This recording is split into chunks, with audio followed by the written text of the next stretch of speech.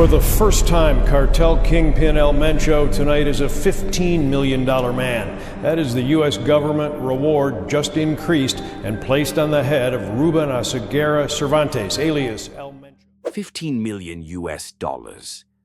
That's the price put on the world's most dangerous criminal. You may be confused as to how this relatively unimposing man is so dangerous. How could he possibly be so terrifying as to warrant an arrest warrant so high? However, don't be fooled. This is the infamous Mencho, the Jalisco New Generation Cartel leader, CJNG for short. His gang is known to be one of the most dangerous gangs on the planet.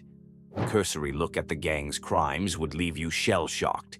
The gang's infamy was rivaled only by the Sinaloa gang in power. With the arrest of the Sinaloa gang's boss, the gang has fallen into steady decline due to internal power struggles to fill the power gap left in the gang. This has created an opportunity for the CJNG as they poach Sinaloa deserters and steal black market share from their competition. This resulted in a rise in the gang's power. In this video, I will do a deep dive into who Mencho is, why his bounty is so high, what caused it to go up, and the impact of his reign as leader of the gang. Before he became the feared kingpin of the CJNG, Mencho was just a poor, hungry boy, destined for a life of struggle, but driven by an unquenchable thirst for power and revenge. In July 1964, in the rural community of Culotitlan in Aguililla, Michoacán, Mexico, a young Ruben Oseguera Cervantes was the name that he was often attributed to. However, his name changes over time. Because of poverty, Ruben dropped out of school and had to take up small-time work for the local drug cartel, doing jobs like drug running or acting as security for fruit plantations. The police would arrest him several times. However, he eventually went to America, where he continued to do much of the same. The US government deported him back to Mexico, yet this did not dissuade his ambitions. After being deported to Mexico in the early 1990s, he used this setback to fuel his rise through the ranks of organized crime. He started as a simple drug mule working for the Milenio Cartel. He had been a resourceful man who knew how to get things done, and inevitably he found himself to be a top dog. Following the arrest and death of his bosses, he took matters into his own hands. Because of this, he set up the CJNG, poached many Milenio Cartel members, and used this to kickstart his empire. Under the leadership of Mencho, the CJNG quickly expanded its operations, becoming one of the largest and most powerful cartels in Mexico. To achieve this, Mencho employed violence and deceit. He often used tactics like kidnapping high-profile targets in government or rival cartels, and even attacked Mexican security forces. The CJNG empire. So, what is it that makes him so dangerous compared to other gang leaders? Mencho's gang operates with a level of brutality and fear almost alien to other cartels. He is known for committing mass executions of rival cartel members, often sending videos of the executions to members of rival gangs as a way to rile them up or instill fear. Not only that, but he also has a unique approach to logistics. Instead of focusing solely on the US market, he sends his product to overseas markets in Europe and Asia, where the laws and enforcement of anti-drug measures are less rigorous, allowing him to get away with more of his crimes. Additionally, he is known to avoid attention at all costs. Unlike leaders of other cartels, he doesn't make flashy purchases or anything that would draw unnecessary scrutiny.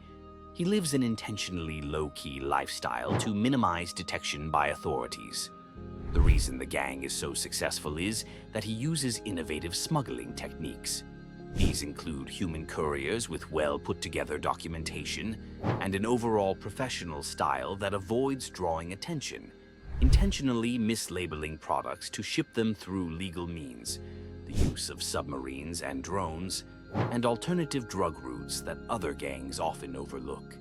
The $15 million manhunt El Mencho is at the top of the DEA's list of most wanted criminals.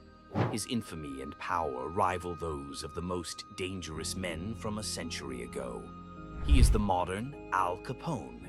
As his gang's power and infamy grow, so does his bounty. From $5 million to $10 million, and now up to $15 million, the DEA grows more desperate to arrest El Mencho. One of the biggest difficulties in arresting El Mencho is his intelligence and skill. He knows how to cover his tracks, and any attempts to track him down are futile. Because of this, the only real way to find him is to get someone to tell the DEA where he is. However, everyone who knows him and his location is tight-lipped. No amount of interrogation, advanced or otherwise, can extract this information. The reason is twofold: loyalty to their boss and the knowledge that nothing the authorities could do to them could compare to the hell that Mencho and the CJNG would unleash for snitching.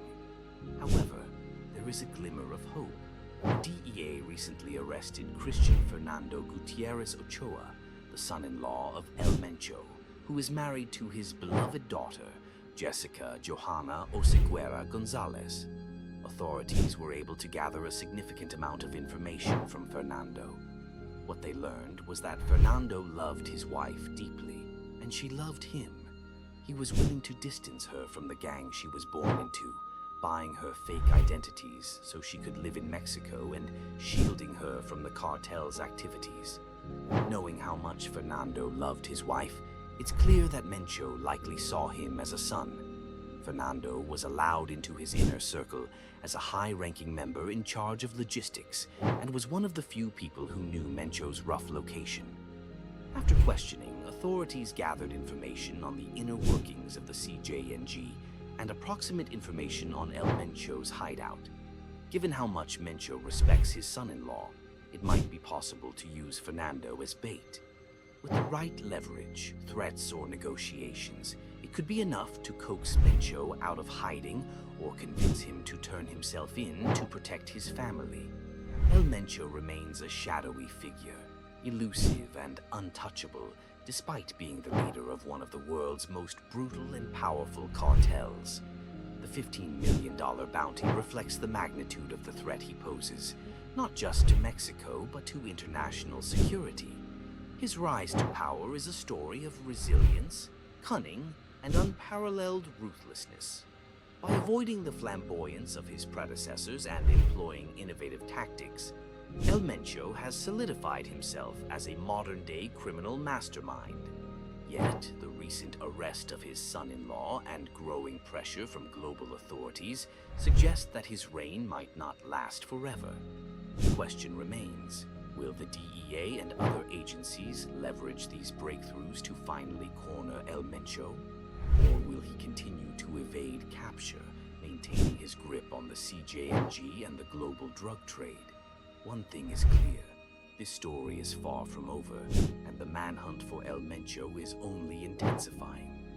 As the walls close in, the world watches to see whether the most wanted man alive can escape once more, or whether justice will finally catch up to him.